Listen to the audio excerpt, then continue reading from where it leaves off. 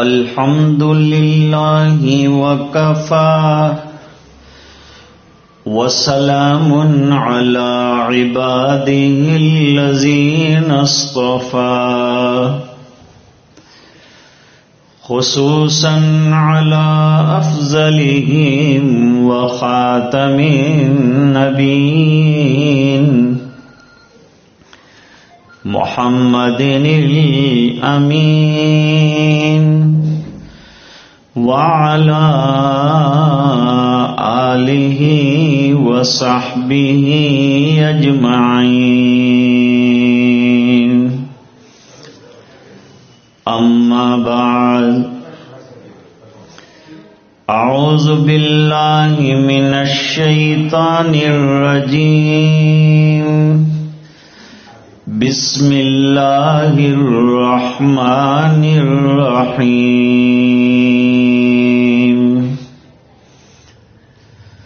يا أيها الذين آمنوا اتقوا الله ولتنظر نفس ما قدمت لغد واتقوا الله إن الله خبير بما تعملون صدق الله العظيم اللهم صل على سيدنا محمد وعلى آل سيدنا محمد وبارك وسلم.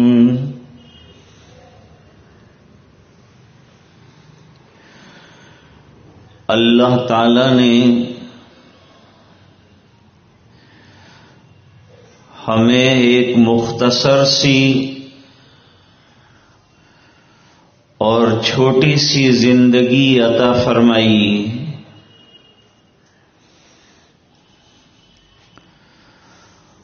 اور یہ زندگی کیسے گزارنا ہے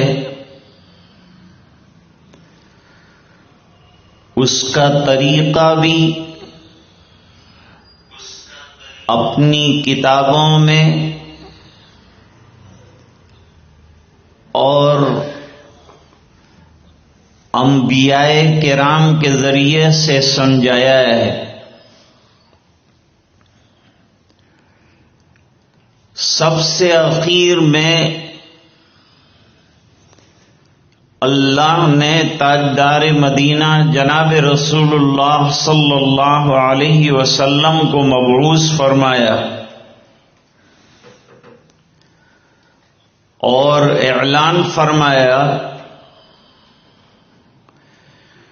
کہ یہ ہمارے آخری رسول ہیں. حضور پاک صلی اللہ علیہ وسلم خاتم النبیین ہیں اور آپ کے بعد کوئی نبی آنے والا نہیں، جس کا مطلب یہ ہے کہ یہ شریعت قیامت تک کے لیے اللہ تعالیٰ نے ہمیں عطا فرمائی ہے، جس پر ہمیں مرتے دم تک عمل کرنا ہے. اور قرآن کریم یہ آخری کتاب ہے جس میں احکام اور اعمال بیان فرمائے گئے ہیں. اور یہ دو نعمتیں دینے کے بعد حضور پاک صلی اللہ علیہ وسلم نے عمل کے نمونے تیار فرمائے. 1,24,000 کم و بیش صحابہ کرام اور صحابیات ہیں جن کی زندگی ہمارے لیے عملی نمونہ ہے. کوئی یوں کہے کہ بھئی یہ دین مشکل ہے، اس پر عمل کیسے کریں گے، فلان حکم مشکل ہے، اس پر عمل کیسے کریں گے.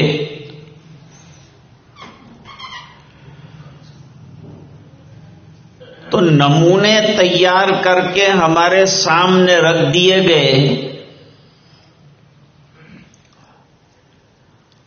اور ان نمونوں کے ذریعے سے بتایا گیا کہ جیسے یہ صحابہ کرام نے عمل کر کے کامیابی دنیا اور آخرت میں حاصل کی، قیامت تک کے انسان اس آسان دین پر عمل کر کے کامیابی حاصل کر سکتے ہیں۔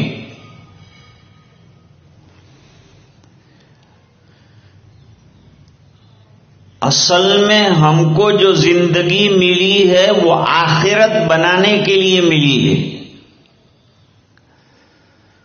صرف دنیا سجانا، دنیا کی زیب و زینت کرنا اور آخرت کو نسیم منسیہ کر دینا اور بھول جانا یہ ہمارا کام نہیں ہے، مسلمان کا کام نہیں ہے، وہ غافل نہیں رہ سکتا۔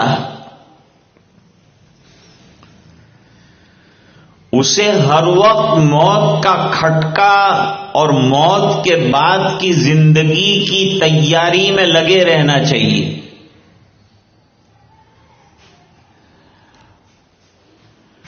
ہمارے دوست ہیں کینیڈا میں،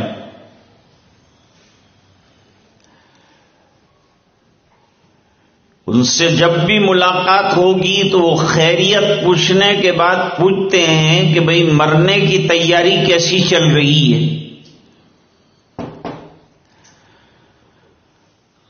اصل میں ہم جو زندگی گزار رہے ہیں یہ زندگی ہر لمحہ اور ہر پل کم ہوتی جا رہی ہے، گھٹتی جا رہی ہے، ختم ہوتی جا رہی ہے، ہو رہی ہے عمر مثل برف کم، رفتہ رفتہ چپ کے دم بدم، ایک دن مرنا ہے آخر موت ہے، کر لے جو کرنا ہے آخر موت ہے۔ خواجہ عزیز الحسن مجذوب رحمت اللہ علیہ نے یہ بات فرمائی، اور قرآن کریم پورا کھول کر دیکھیے اور پڑھیے تو اس میں جگہ جگہ آخرت کی بات کی گئی، اور ایمان والوں کے لیے کہا گیا ہے وَبِالْآخِرَةِ هُمْ يُوقِنُونَ، اور متقین لوگ وہ ہیں جو آخرت کا یقین رکھتے ہیں، اور آخرت کے یقین کا مطلب یہ ہے کہ مرنے کے بعد ہمیں زندہ ہونا ہے اور اللہ کے دربار میں کھڑے ہونا ہے، اور زندگی میں جو اعمال کیے اس کا حساب دینا ہے، جواب دینا ہے۔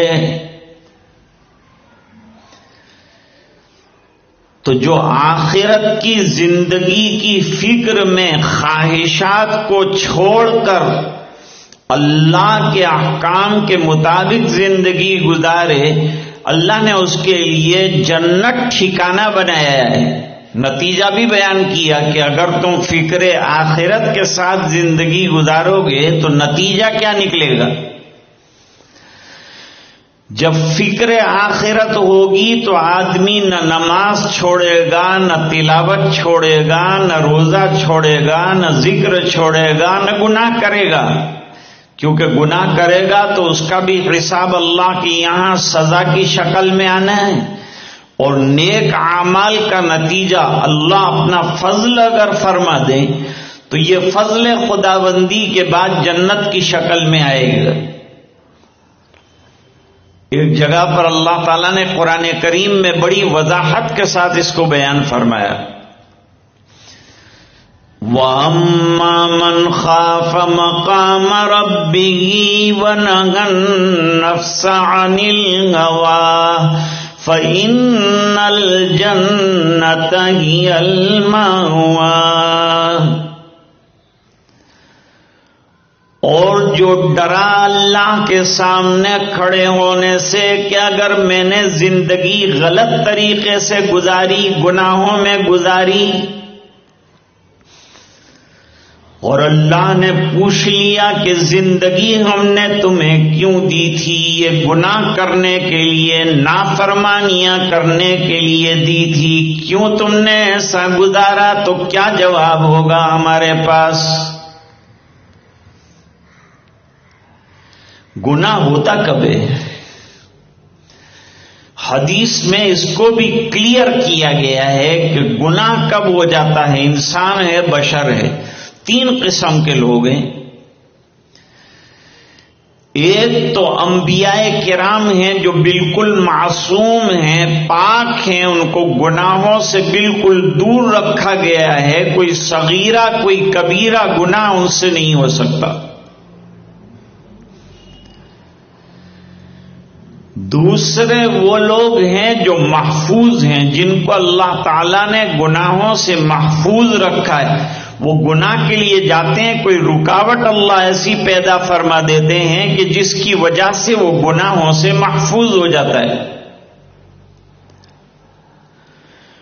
اور تیسرا طبقہ ہمارا ہے، ہم لوگ گناہگار ہیں،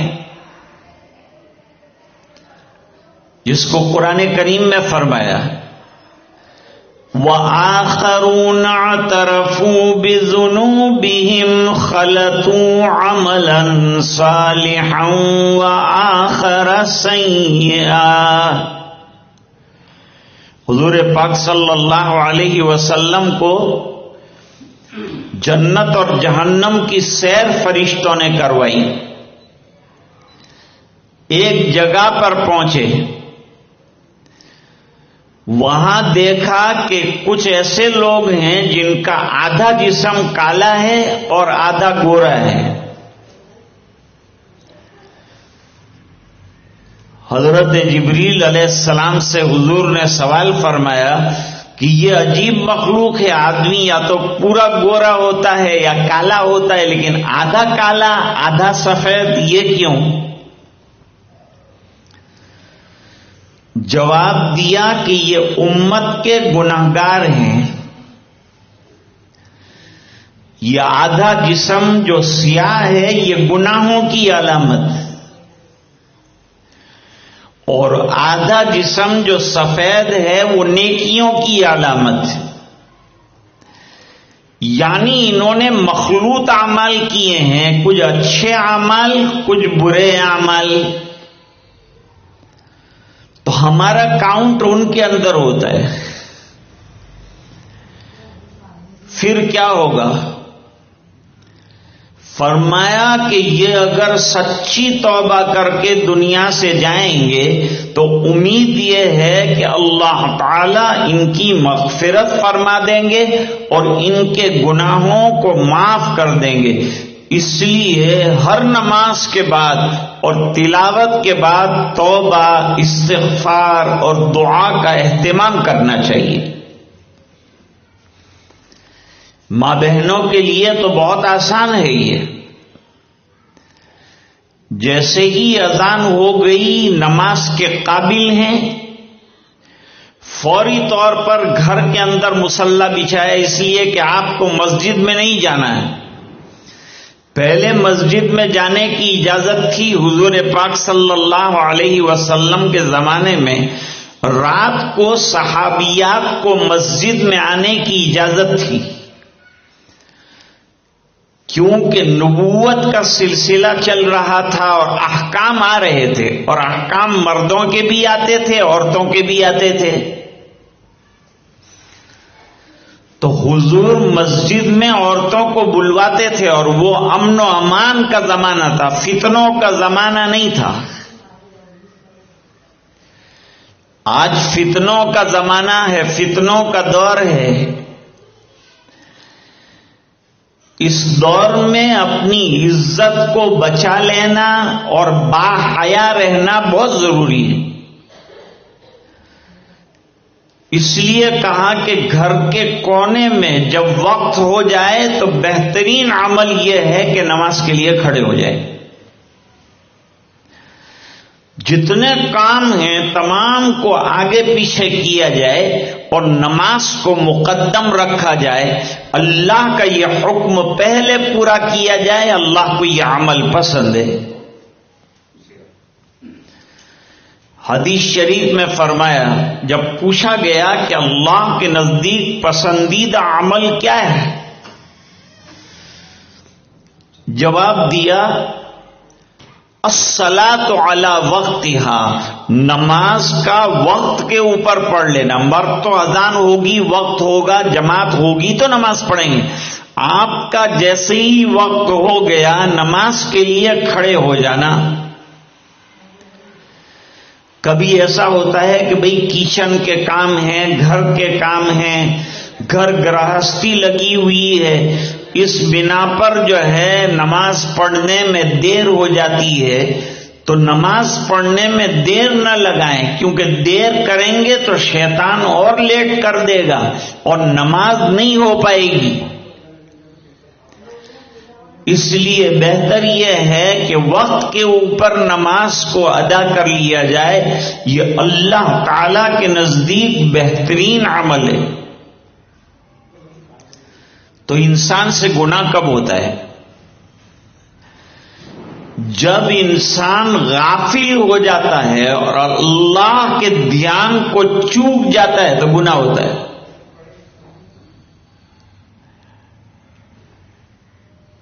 وہ حدیث کیا ہے؟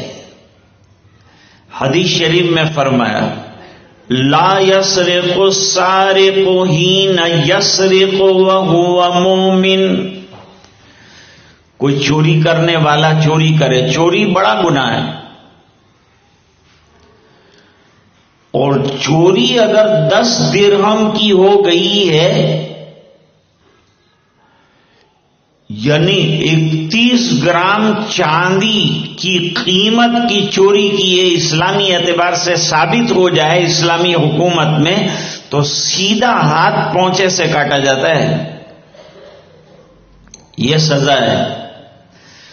پھر وہاں سے لے کر کتنی بھی بڑی چوری ہوگی اس کے اندر ہاتھ جو ہے وہ کاٹا جائے گا۔ چوری اور جھوٹ یہ بڑے گناہ ہیں۔ جھوٹ بولنا عام ہے آج کے دور میں، موبائل پر جھوٹ بولنا بہت آسان ہے۔ تو چوری کب کرتا ہے چور؟ جب اس کی آنکھوں کے سامنے دنیا کا پردہ آ جاتا ہے اور چوری کرنے پر جو عذاب آنے والا ہے وہ عذاب کا نقشہ اس کے دماغ سے نکل جاتا ہے تو غفلت ہو جاتی ہے، اور جب غفلت ہو جاتی ہے تو گناہ ہو جاتا ہے۔ بدکاری کا ارتکاب آدمی کب کر بیٹھتا ہے؟ لا یزنی الزانی حین یزنی وہو مؤمن، کوئی بدکاری کرنے والا بدکاری نہیں کرتا مگر یہ کہ جس وقت وہ بدکاری کر رہا ہوتا ہے اس کو اللہ کا دھیان نہیں ہوتا۔ تو گناہ ہونے کی وجہ اللہ کا دھیان نہ ہونا ہے، اور مومن بے دھیان ہو کر کبھی بھی زندگی نہیں گزار سکتا، جیسے ڈرائیور بے دھیان ہو کر اپنی گاڑی کبھی بھی نہیں چلا سکتا۔ ہر وقت اس کی نظر راستے کے اوپر اور ہر وقت خطرے کے اوپر اس کی نظر ہوتی ہے کہ کسی خطرے سے میں دو چار نہ ہو جاؤں۔ تو اصل میں اللہ تعالیٰ نے ہم کو جو بنایا ہے اور پیدا کیا ہے وہ آخرت کی فکروں کو لے کر پیدا کیا ہے کہ ہم مرنے کے بعد کی زندگی کی فکر کرتے ہیں کہ نہیں۔ حدیث شریف میں ایک عجیب واقعہ بیان فرمایا، عطا ابن ابی رباح ایک مشہور تابعی ہیں اور حضرت عبداللہ ابن عباس رضی اللہ تعالی عنہما کے شاگرد ہیں۔ حضرت عبداللہ ابن عباس جلیل القدر صحابی ہیں، حضور کے وصال کے وقت بہت کم سن تھے، لیکن پھر احادیث کے تتبع میں لگ گئے اور قرآن کریم کے بھی بڑے ماہر بنے اور حدیث شریف کے بھی بڑے ماہر بنے. حضرت عائشہ رضی اللہ تعالی عنہا کو اللہ تعالیٰ نے بڑا علم عطا فرمایا تھا. 2210 روایتیں امت کے سامنے رکھی ہیں. حضرت حفصہ بڑی عالمہ تھیں، حضرت فاطمہ بڑی عالمہ تھیں. واقعات میں آتا ہے کہ ایک دن حضور پاک صلی اللہ علیہ وسلم نے صحابہ کرام کے سامنے ایک سوال رکھا جس میں حضرت علی رضی اللہ تعالیٰ عنہ بھی موجود تھے. سوال یہ رکھا کہ بھائی مردوں کے لیے بہتر عمل کون سا ہے اور عورتوں کے لیے بہتر عمل کون سا ہے؟ اب اعمال تو بہت ہے، نماز ہے، روزہ ہے، تلاوت ہے، ذکر ہے، زکوٰۃ ہے، انفاق فی سبیل اللہ ہے، سب نیک اعمال بے شمار ہیں. ایمان کے 70 سے زیادہ شعبے ہیں، اس کے اندر اعمال کی شاخوں کو پھیلایا گیا ہے. کون سا عمل بہتر ہے مرد کے لیے، کون سا عمل بہتر ہے عورت کے لیے؟ سب لوگ غور کرنے لگے، جواب نہیں دے سکے. کہا جواب ڈھونڈ کر لانا. حضور پاک صلی اللہ علیہ وسلم نے فرمایا حضرت علی رضی اللہ تعالیٰ عنہ بھی اسی ادھیڑ بن میں گھر پہنچے اور برآمدے میں چل رہے تھے، گھر کے اندر گشت لگا رہے تھے کہ حضرت فاطمہ رضی اللہ تعالیٰ عنہ نے سوال کیے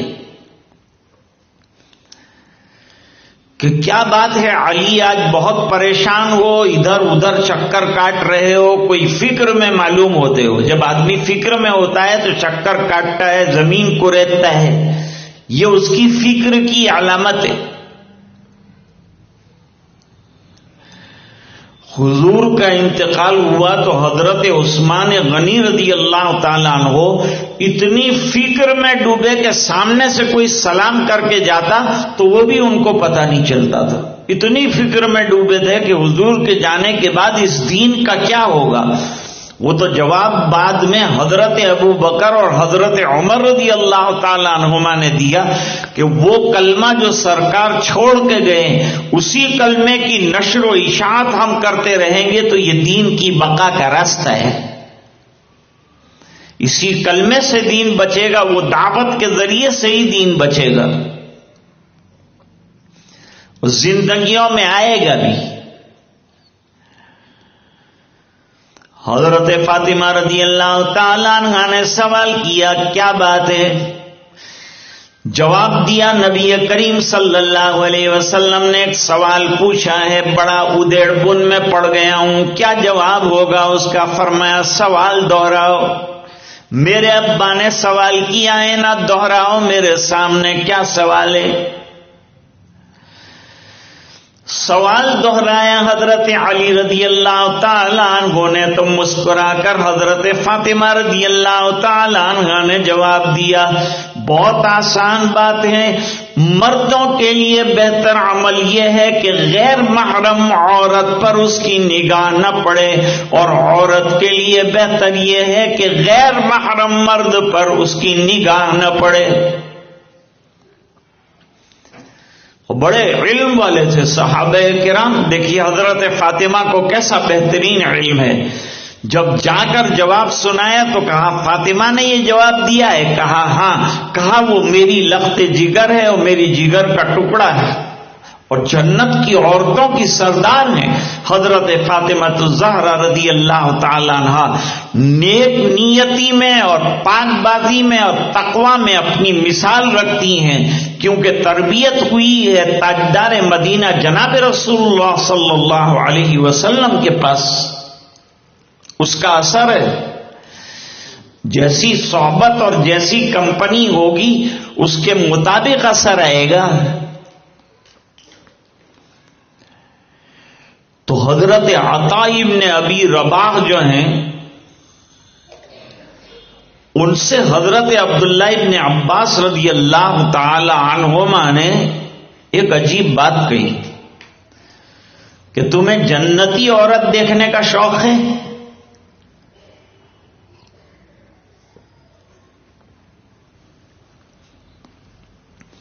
میں تمہیں جنتی عورت دکھاؤں؟ کہا بہت شوق ہے کہ میں دنیا میں کسی کو جنتی چلتا ہوا دیکھ لوں۔ عشرہ مبشرہ 10 صحابہ کرام ایسے تھے جن کو نبی کریم صلی اللہ علیہ وسلم نے دنیا میں جنت کی بشارت دے دی تھی۔ ان میں سے ابو بکر بھی تھے، عمر بھی تھے، عثمان بھی تھے، علی بھی تھے، سعد ابن ابی وقاص بھی تھے، عبد الرحمن ابن عوف بھی تھے۔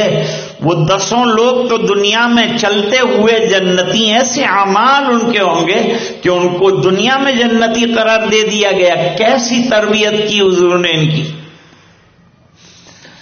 کہ اتنے اعمال کے دنیا کے اندر ان کو جنتی ہونے کی بشارت دے دی گئی۔ کہا سامنے وہ کالی عورت جو جا رہی ہے نا، اس کو حضور پاک صلی اللہ علیہ وسلم نے جنت کی بشارت دی۔ تو کہا واقعہ کیا ہوا؟ واقعہ عجیب بیان کیا۔ کہا یہ کالی عورت جو ہے چادر تان کر حضور پاک صلی اللہ علیہ وسلم کی خدمت اقدس میں آئی،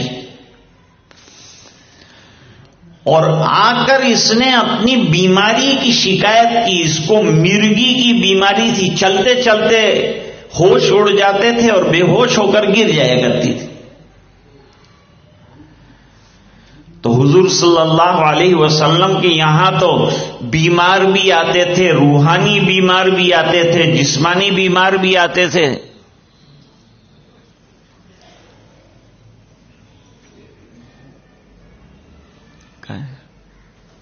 بیٹری تیار؟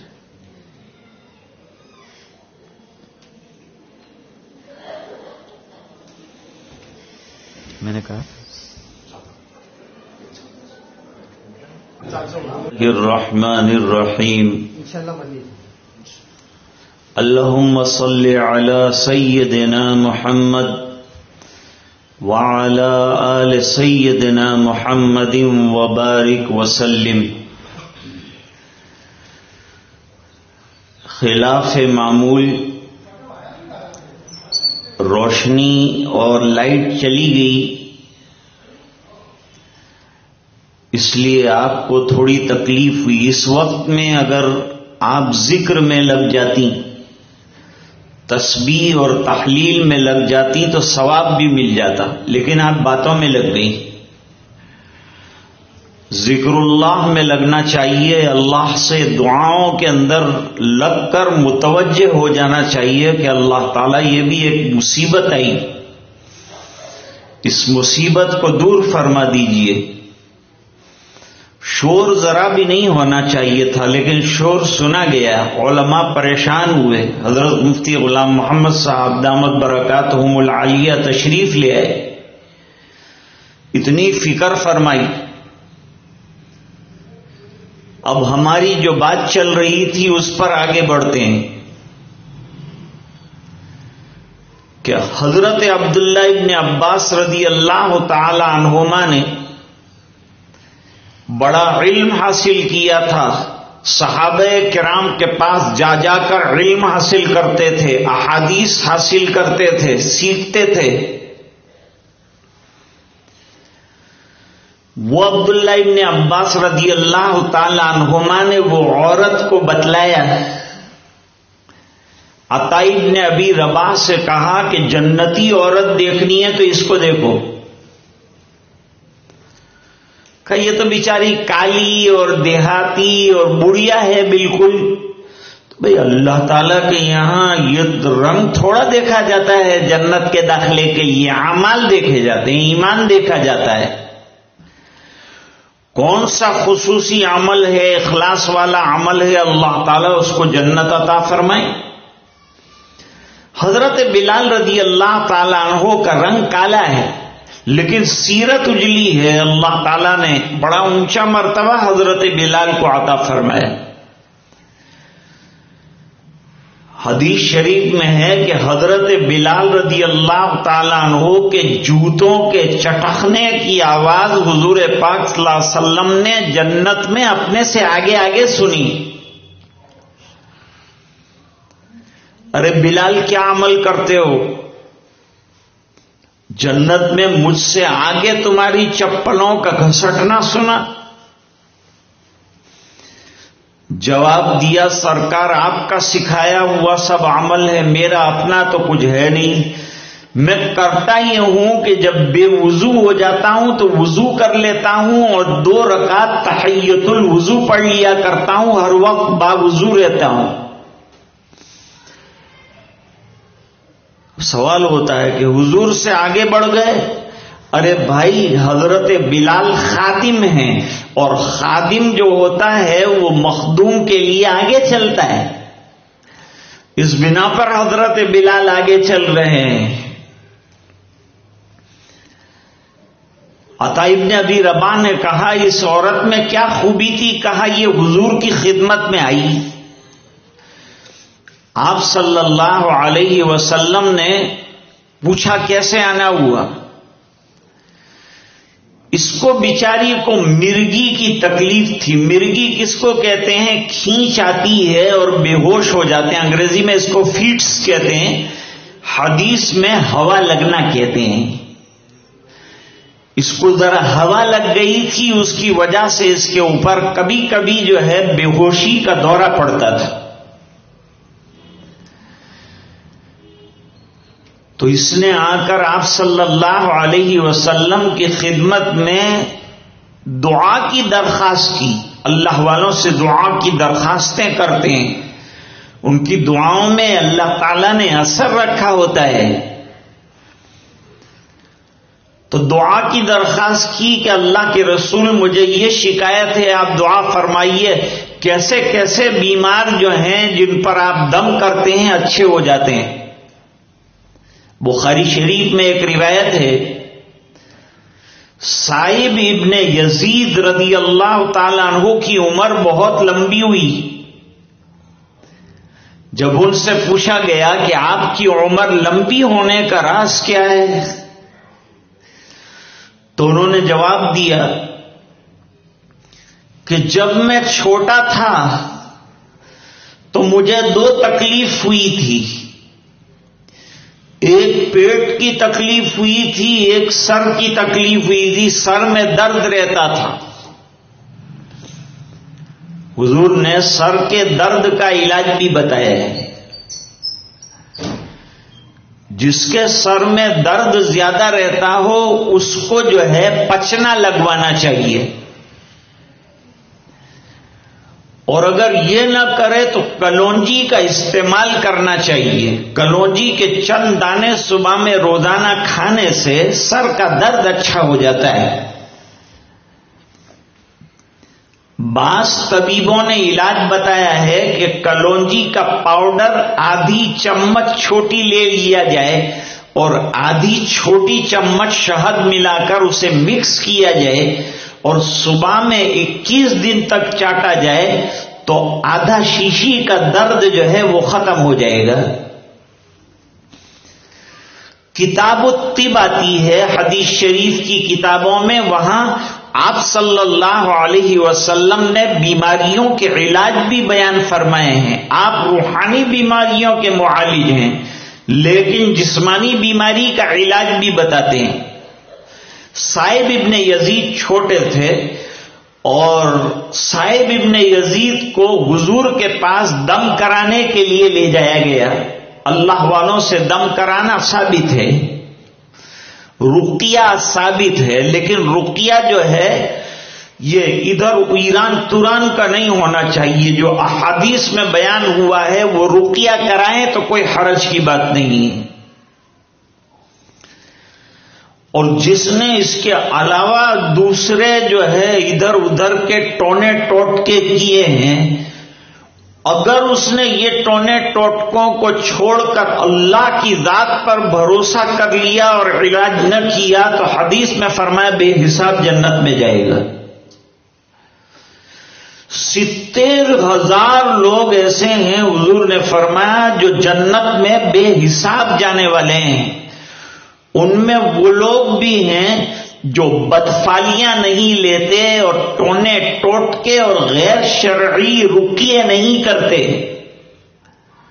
کتنا آسان علاج بتایا بھائی، ہم مغرب کی نماز کے بعد روزانہ معوذتین پڑھ لیا کریں، قل اعوذ برب الفلق، قل اعوذ برب الناس پڑھیں، اس کو اپنے ہاتھوں پر دم کریں اور دم کر کے پورے جسم کے اوپر پھیر لیا کریں تو اس سے نظر بھی دور ہو جاتی ہے اور سحر یعنی جادو کا اثر بھی دور ہوتا ہے، شیطانی اثر بھی اس کے ذریعے سے دور ہو جاتا ہے۔ تو آپ صلی اللہ علیہ وسلم نے بیماریوں کے علاج بھی بتائے ہیں، روحانی بیماریوں کے تو علاج کے آپ طبیب ہیں ہی، سید الاطباء ہیں آپ، لیکن جسمانی بہت سی بیماریوں کے حضور پاک صلی اللہ علیہ وسلم نے بہترین، سادہ اور نہایت سستے علاج ہمیں بتائے ہیں۔ اللہ تعالی ہمیں آپ صلی اللہ علیہ وسلم کی قدر کرنے اور آپ کے بتلائے ہوئے طریقوں کے مطابق چلنے کی توفیق عطا فرمائے۔ صاحب ابن یزید فرماتے ہیں کہ مجھے لے جایا گیا نبی کریم صلی اللہ علیہ وسلم کے پاس۔ آپ صلی اللہ علیہ وسلم نے پوچھا کیا تکلیف ہے؟ بتایا گیا سر میں تکلیف ہے، پیٹ میں تکلیف ہے۔ آپ صلی اللہ علیہ وسلم نے فوری طور پر علاج فرمایا، سر کے اوپر ہاتھ پھیر دیا، دم کر دیا اور پانی جو ہے وضو کا لایا گیا اور وہ صاحب ابن یزید کو پلایا گیا۔ سر پر ہاتھ پھیرنے کے بعد سر کی تکلیف ختم ہو گئی، پانی پلانے کے بعد جو ہے پیٹ کی تکلیف ختم ہو گئی اور اللہ تعالی نے حضور کی دعاؤں سے عمر دراز عطا فرمائی۔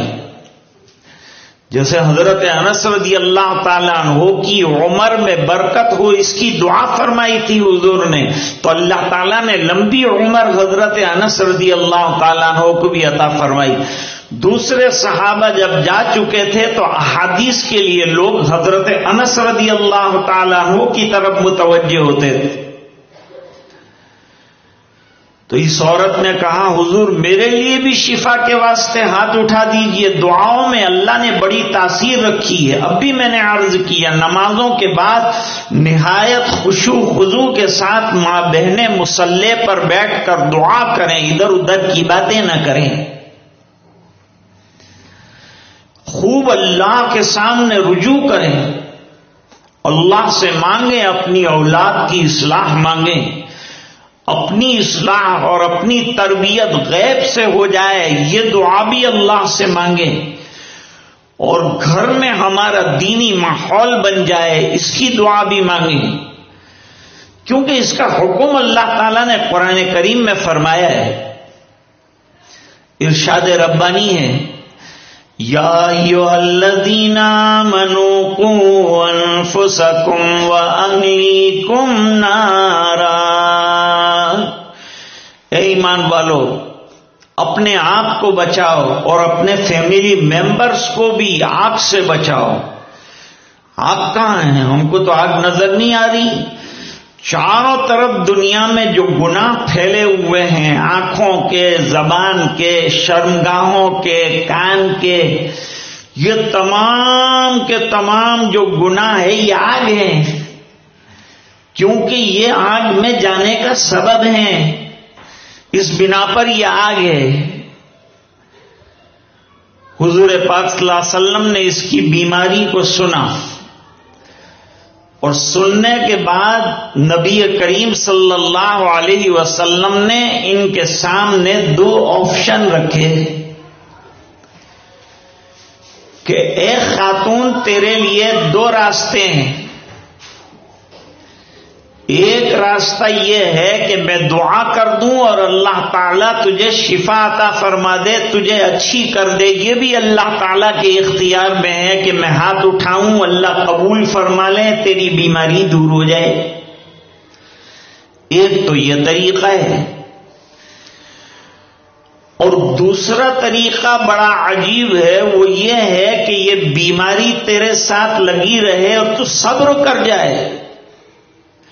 صبر بہت بڑی نعمت ہے پریشانیوں پر۔ جیسے ابھی ایک پریشانی آئی، ہم نے صبر کیا، انا للہ و انا الیہ راجعون پڑھا، اللہ تعالیٰ نے مصیبت کو ختم فرما دیا، دوبارہ روشنی آ گئی۔ تو کرنے والی ذات اللہ کی، ایسے موقع پر ادھر ادھر کی کچھ بات کرنے کے بجائے متوجہ اللہ ہونا چاہیے۔ چلو یہ سبق تو دینے والا نہیں تھا میں، لیکن لائٹ گئی تو یہ ایک سبق اور آپ کو دے دیا کہ ایسے موقع پر کیا کیا جائے، کہ ایسے موقع پر انا للہ و انا الیہ راجعون پڑھا جائے۔ چراغ بجھ گیا، حضور پاک صلی اللہ علیہ وسلم کے گھر میں لے دے کر ایک چراغ تھا۔ آج ہم لوگ روشنی کے بغیر رہ نہیں سکتے، لائٹ کے بغیر رہ نہیں سکتے، کتنی پریشانی ہو جاتی ہے۔ اللہ نے کتنی آسانیاں ہم کو کر دی، ہم کتنا اللہ کا شکر بجا لائیں اور کتنا اللہ تعالیٰ کے سامنے سجدہ ریز ہوں کہ اللہ تو نے کیا کیا نعمتیں عطا فرمائی۔ مسجد نبوی میں وضو کا پانی نہیں ہوتا تھا، مسجد نبوی میں چٹائی نہیں تھی، مسجد نبوی میں لائٹ نہیں تھی، مسجد نبوی میں پنکھے نہیں تھے، لیکن ان جیسے نماز پڑھنے والے لاؤ، جو صحابہ نے وہاں نمازیں پڑھی ایسی نمازیں لاؤ۔ آج ہمارے پاس سب سہولتیں ہیں، لیکن وہ نماز جو صحابہ کرام اور صحابیات نے پڑھی ہے وہ ہمارے پاس نہیں ہے، وہ سجدے نہیں ہیں ہمارے پاس۔ صبر کر لے گی۔ اب جس کو آخرت کی فکر ہوتی ہے، مرنے کے بعد کی زندگی کی فکر ہوتی ہے، وہ دور کی سوچتا ہے کہ دنیا میں تو تھوڑی تکلیف کے ساتھ بھی زندگی گزر جائے گی، تھوڑی پریشانی کے ساتھ بھی گزر جائے گی، جھونپڑے میں بھی گزر جائے گی، کرائے کے گھر میں بھی گزر جائے گی، ایک دو جوڑ کپڑے ہوں گے تو بھی زندگی گزر جائے گی۔ لیکن آخرت کی زندگی کا کوئی اینڈ نہیں ہے، اینڈ لیس لائف انگریزی میں کہتے ہیں، that is the endless life. اللہ تعالیٰ نے فار ایور وہ زندگی بنائی ہے، کروڑ ہاں کروڑ سال، اور ہم کو کہا تم کو 60 سال 70 سال 80 سال 100 سال کی زندگی ہم نے دی ہے، اس میں ہم کہتے ہیں اتنا تم کر لو، اور اتنا کر لینے کے بعد نتیجے میں تم کو ہمیشہ کی راحتیں اور ہمیشہ کی جنتیں دینے کے لیے ہم تیار ہیں، ایسی جنت کہ جس میں سے تمہیں کوئی نکالے گا نہیں، ایک مرتبہ داخلہ ہو جانا چاہیے، پھر کوئی نہیں نکالے گا۔ اس عورت نے کہا میں صبر کر لوں گی۔ کتنی سمجھدار تھی، نظر آخرت پر۔ ایمان والے کی نظر ہمیشہ آخرت پر ہونی چاہیے کہ دنیا کسی طرح بھی گزر جائے گی لیکن ہماری آخرت نہ بگڑ جائے، ہماری عقبہ نہ بگڑ جائے، ہمارا مرنے کے بعد کا جو لمبا جیون ہے وہ خراب نہ ہو جائے، قبر کی زندگی کہیں ہمارے لیے اجیرن نہ بن جائے۔ اس کی تڑپ اور اس کی فکر ہر مومن کو ہر وقت رکھنا ہے۔ صبر کر لوں گی سرکار، لیکن ایک بات اور عرض کرنی، بھئی اب کیا ہے؟ کہا تو صبر کرے گی تو میں تجھے کیا انعام دلواؤں گا؟ میں اللہ سے درخواست کروں گا کہ تجھے یہ صبر پر جنت عطا فرما دے، تو تجھے اللہ تعالی جنت عطا فرمائیں گے، تو صبر کرے گی؟ کہا انشاءاللہ مرتے دم تک بے ہوش ہو جایا کروں گی تو چل جائے گا، لیکن ہمیشہ کی جنت انعام میں مل رہی ہے، ایسا انعام وہ بھی نبی کی زبان سے بشارت مل رہی ہے، کیوں چھوڑوں میں اس کو نہیں چھوڑوں گی سرکار، اور برابر صبر کیے جاؤں گی موت تک۔ ابن عباس رضی اللہ تعالی عنہما کے زمانے میں یہ دراز عمر ہو گئی تھی، اس عورت نے سرکار کے دربار میں ایک اور درخواست کر دی. کیا درخواست کی؟ درخواست یہ کی کہ سرکار میں بے ہوش ہو جاؤں، اچانک غش کھا کر گر جاؤں تو مجھے کوئی پرواہ نہیں ہے، کسی جگہ مار لگ جائے، جسم میں ہڈی ٹوٹ جائے، جسم کو زخم پہنچ جائے، میں سب برداشت کرنے کے لیے تیار ہوں، لیکن میرا جسم نظر نہ آ جائے. کیونکہ چادریں اس زمانے کے اندر عورتیں چادریں استعمال کرتی تھی، پیروں میں لنگیاں استعمال کرتی تھیں، پیجاموں کا کرتوں کا رواج کم تھا، تو عورتیں بھی لمبی بڑی چادر اپنے اوپر ڈالا کرتی تھیں، اوڑا کرتی تھیں.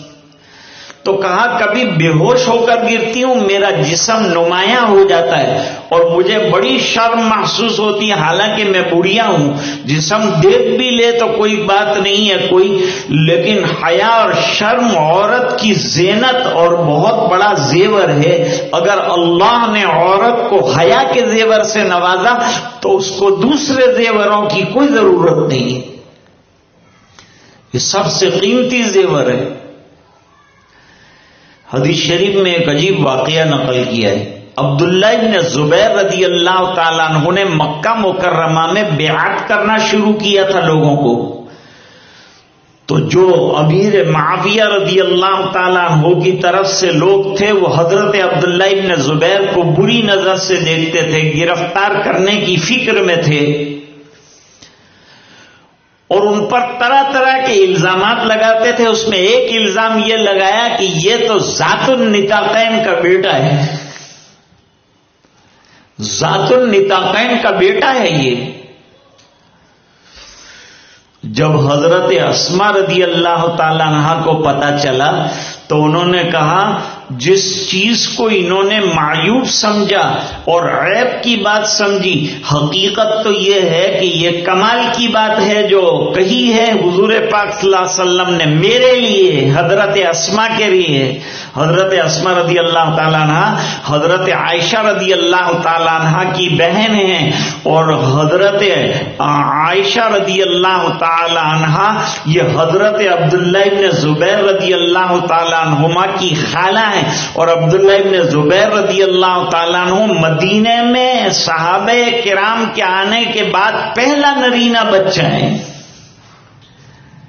جس پر حضور پاک صلی اللہ علیہ وسلم اور صحابہ کرام کو خوشی ہوئی، کیونکہ مکے کے مشرکین کہتے کہ ہمارے بتوں نے ایسی پھٹکار ان پر برسائی ہے کہ ان کے ہاں لڑکے بچیں گے نہیں. پہلا لڑکا پیدا ہوا تو خوشیوں کی لہر مدینہ منورہ میں اور مسلمانوں میں دوڑ گئی. کہا جانتے ہو کیوں ذات النطاقین کہا ہے؟ جب نبی کریم صلی اللہ علیہ وسلم اور میرے ابا جان حضرت اسما فرماتی ہیں صدیق اکبر رضی اللہ تعالیٰ عنہ ابا جان ہیں، والدین ہیں، والد ہیں، تو وہ ہجرت کر رہے تھے اور حضرت ابوبکر کی ہجرت اجازت سرکار پر ہوئی ہے. پہلے وہ جانا چاہتے تھے، حضور نے اجازت نہیں دی، اب اجازت مل گئی، اللہ کی طرف سے دونوں ساتھ چلے. رفیق سفر ہیں حضرت ابوبکر رضی اللہ عنہ اور یار غار بھی ہیں نبی کریم صلی اللہ علیہ وسلم کے، اور یار فی المزار بھی ہیں حضرت ابوبکر رضی اللہ تعالیٰ عنہ. تو کہا حضور کا اور میرے ابا جان کا توشہ ہم لوگ باندھنا چاہتے تھے، لیکن کپڑا کوئی نہ وہ نہیں تھا، اس زمانے میں کپڑے کی بڑی کمی تھی، اس کے مسائل ہیں. کپڑا کوئی نہیں تھا، کون سے کپڑے کے اندر توشہ باندھے؟ تو حضرت اسما کہتی ہیں میرے سر پر دوپٹہ تھا. عورت کے سر پر تو دوپٹہ ہو، عورت کے سر پر تو چادر ہو حیا کی.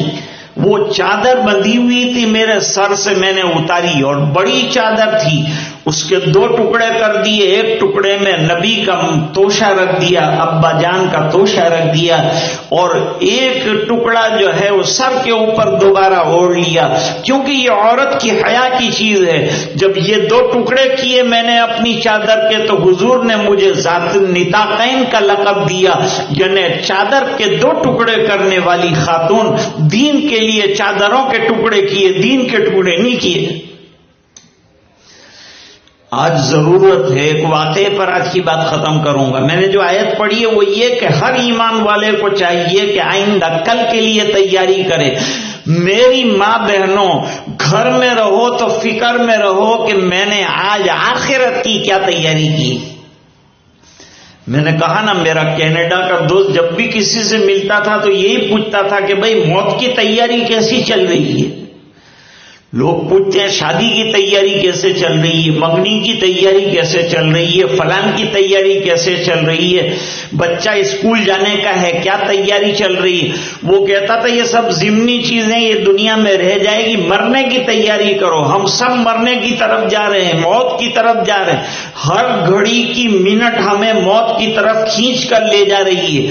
یا ایھا الانسان انک کادح الی ربک کدحا فملاقیہ.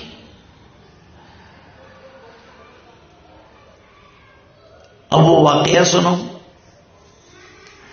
حضرت معاویہ رضی اللہ تعالیٰ عنہ کا آخری وقت آیا، لیکن اللہ والوں کے یہاں آخری وقت میں بھی ہوش حواس بالکل درست ہوتے. کیوں ہوش حواس درست ہوتے؟ ہوش حواس کے درست ہونے کی وجہ یہ ہے کہ جو کثرت سے قرآن کی تلاوت کرتا رہے گا، نماز پڑھتا رہے گا، اللہ تعالیٰ اس کے ہوش حواس کو درست رکھے. جلالین کے اندر مسئلہ لکھا ہے. اس لیے ہمارے بزرگ 100 سال کے ہو گئے، اس کے باوجود ان کے حافظے کے اندر اور میموری پاور کے اندر ذرا بھی کمی نہیں آئی، اس بنا پر کہ انہوں نے مرتے دم تک قرآن کی تلاوت کو نہیں چھوڑا. آج کل ہمارے اذہان کمزور ہو گئے ہیں، لوگ شکایت کرتے ہیں ذہن کمزور ہے. بچے کا ذہن کمزور ہے، مسواک کراؤ، بچے کا ذہن مضبوط ہو جائے گا. گھر میں تلاوت قرآن کرو، ذہن مضبوط ہو جائے گا. کثرت سے تلاوت قرآن کرنے سے دل بھی مضبوط ہوتا ہے، ایمان بھی مضبوط ہوتا ہے، دماغ بھی مضبوط ہوتا ہے. تو حضرت امیر معاویہ کا آخری وقت ہے، ہوش حواس بالکل درست ہیں. دنیا سے جاتے جاتے بھی کمانڈروں کو اور سپاہیوں کو آخرت کی فکر دلا کر جانا چاہتے ہیں. اس بنا پر کہا مجھے سرما لگاؤ، تیل لگاؤ، ٹیک لگا کر تکیوں سے بٹھا دو. بٹھا دیا گیا. پھر کمانڈروں کو بلایا گیا. کمانڈروں سے کہا مجھے ایک دشمن کا سامنا ہے، مقابلہ ہے. سب نے تلواریں نکال لی. حضرت کس کا مقابلہ ہے؟ ہمارے پاس لاکھوں کی فوج ہے، آپ نے ابھی تک مقابلہ کیا، کامیاب رہے، اب فرماتے ہیں کہ دشمن کا مقابلہ ہے تو ہم کب پیچھے ہیں؟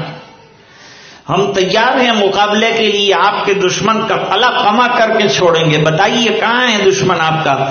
فرمائے وہ دشمن موت ہے. موت میرے سر پر اس وقت کھڑی ہے، بچا سکتے ہو مجھے؟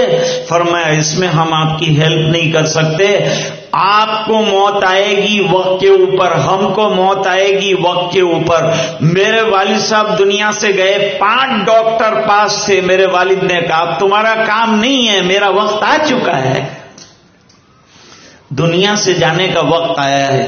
تو ماں بہنوں، ہم میں سے ہر ایک کو دنیا سے جانا ہے، آخرت کی فکر کرنی ہے. ہم دنیا میں آخرت کی فکر کے لیے آئے ہیں. یاد رکھنا، دنیا والے یہ سمجھتے ہیں کہ دنیا سے جب آدمی جاتا ہے تو وہ آخری دن زندگی کا ہوتا ہے اور زندگی کور اپ ہو جاتی ہے، اینڈ ہو جاتی ہے، ختم ہو جاتی ہے. لیکن حقیقت حال میں مسلمان کا عالم یہ ہے کہ دنیا کی زندگی کا جو آخری دن ہوتا ہے وہ برزخ والی زندگی کا پہلا دن ہوتا ہے. وہاں سے ایک بڑی دنیا میں ٹرانسفر ہونا ہے، وہاں سے ایک بڑی دنیا میں منتقل ہونا ہے. اور وہاں کیا کام آئے گا؟ وہی نمازیں کام آئیں گی، وہی تلاوتیں کام آئے گی، وہ اعمال صالحہ کام آئیں گے.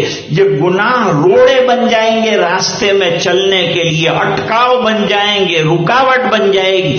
اس لیے گناہوں سے اپنے آپ کو بچانا اور نیکیوں کی محنت کرنا. اور نیکیاں چاروں طرف پھیلی ہوئی ہے، بس ارادہ کر لے آدمی کہ مجھے یہ نیکی کرنی ہے اور جلد سے جلد کرنی ہے تو انشاءاللہ اللہ تعالی راستے ہموار فرمائیں گے. آپ کا زیادہ وقت لیا میں نے، لیکن کوئی بات نہیں، ابھی آپ گھر جا سکتی ہیں اور گھر جا کر اپنی نمازیں ادا کر سکتی ہیں۔ اتنی دیر تکلیف ہوئی، معافی چاہتے ہیں، اس کے لیے ہم کچھ نہیں کر سکتے تھے۔ میں نے عرض کیا تھا کہ بیٹری کا انتظام کیا جائے، اسی لیے حضرت مفتی غلام محمد صاحب دوڑ کر آئے کہ بھئی ماں بہنوں کو کنٹرول کرنا مشکل ہوتا ہے، انہوں نے تو جنت سے بھی بیچارے حضرت آدم کو نکلوایا تھا، تو ہم کو بھی کہیں جو ہے یہاں سے بھگا نہ دیں، اتنا شور نہ مچائیں، اس لیے حضرت مفتی صاحب تشریف لے آئے اور جلدی تشریف لائے کہ جلدی معاملہ قابو میں آئے، لیکن آ گیا الحمدللہ۔ ہمارے دوسرے ساتھیوں نے کچھ انورٹر کا بھی انتظام کیا، توڑ جوڑ کیا، اس کے بیچ میں اللہ تعالیٰ نے لائٹ بھیج دی اور الحمدللہ بیان ہو گیا۔ آپ نے سن بھی لیا، پروگرام ناکام ہوتے ہوتے پھر اللہ تعالیٰ نے کامیاب کر دیا، اور فیل پروگرام کو کامیاب کرنا اللہ کی ذات کے علاوہ کسی کے اختیار میں نہیں ہے، یہ اللہ تعالیٰ نے کامیاب کیا اور آپ نے سنا۔ اللہ تعالیٰ یہ سننے کو، یہ بیٹھنے کو، یہ باتیں جو ہمارے سامنے آئی ہیں، ان تمام کو عمل میں لانے کی توفیق سعید عطا فرمائے۔ دعا کیجیے۔ بسم اللہ الرحمن الرحیم۔ اللہم لک الحمد کلہ ولک الملک کلہ ولک الشکر کلہ والیک یرجع الامر کلہ علانیتہ وسرہ۔ اللہم صل علی سیدنا محمد وعلی آل سیدنا محمد وبارک وسلم۔ ربنا آتنا فی الدنیا حسنہ وفی الآخرۃ حسنۃ وقنا عذاب النار وادخلنا الجنة مع الابرار یا عزیز یا غفار۔ اللہم انا نسألک الہدى والتقى والعفاف والغنى۔ اللہم انا نسألک العافیہ فی الدنیا والآخرہ۔ اللہم انا نسألک رضاک والجنہ ونعوذ بک من سخطک وغضبک والنار۔ اللہم اہدنا واہد بنا واجعلنا سببا لمن اهتدى۔ اللهم اهد الناس جميعا، اهدنا الصراط المستقيم صراط الذين أنعمت عليهم من النبيين والصديقين والشهداء والصالحين۔ اللهم إن قلوبنا ونواصينا وجوارحنا بيدك لم تملكنا منها شيئا، فإذا فعلت ذلك بنا فكن أنت ولينا واهدنا إلى سواء السبيل۔ اے اللہ ہمارے گناہوں کو معاف فرما، کوتاہیوں سے درگزر فرما، اپنا فضل اور کرم شامل حال فرما۔ اے اللہ علماء نے ماں بہنیں دین کی بات سنے، اس کے لیے فکر فرمائی، علماء کو جزائے خیر عطا فرما کہ انہوں نے آپ حضرات کو جمع کر دیا اور ماں بہنوں کو جمع کر کے دین کی بات سنانے کی فکر کی۔ مجھے بھی حکم دیا کہ آ کے کچھ عرض کروں، اے اللہ ہمارا آنا قبول فرما، اے اللہ یہ جمع ہونا قبول فرما، جو باتیں سنی ہیں اس پر عمل کرنا نصیب فرما، پردے برقعے کی ہمیں توفیق عطا فرما، ہمارے گھر کے ماحول کو دینی بنا دے، اللہ ہماری شادیوں کو سادی بنا دے، اللہ فضول خرچے، اسراف اور رسوم سے اللہ ہماری حفاظت فرما، ہماری اولاد کی، ہماری نسلوں کی ایمان کی حفاظت فرما، اللہ ہمیں آخرت کی تڑپ عطا فرما، اللہ دین کی فکر عطا فرما، مرنے کے بعد کی زندگی کی تیاری کرنے کی توفیق عطا فرما، آنکھ بند ہو جانے کے بعد آنے والی زندگی کے لیے فکریں عملی بنا دے ہماری، اے اللہ روحانی جسمانی امراض سے شفا کاملہ عطا فرما، پریشانیوں کو دور فرما، ایمان پر دنیا سے جانے والوں کی مغفرت فرما، ہمارے دلوں کے بگاڑ دور فرما، ظاہر اور باطن کی اصلاح فرما، اے اللہ یہ جمع ہونے کو محض اپنے فضل و کرم حبیب پاک صلی اللہ علیہ وسلم کی برکت سے قبول فرما۔ سبحان ربک رب العزت عما یصفون وسلام علی المرسلین والحمد للہ رب العالمین۔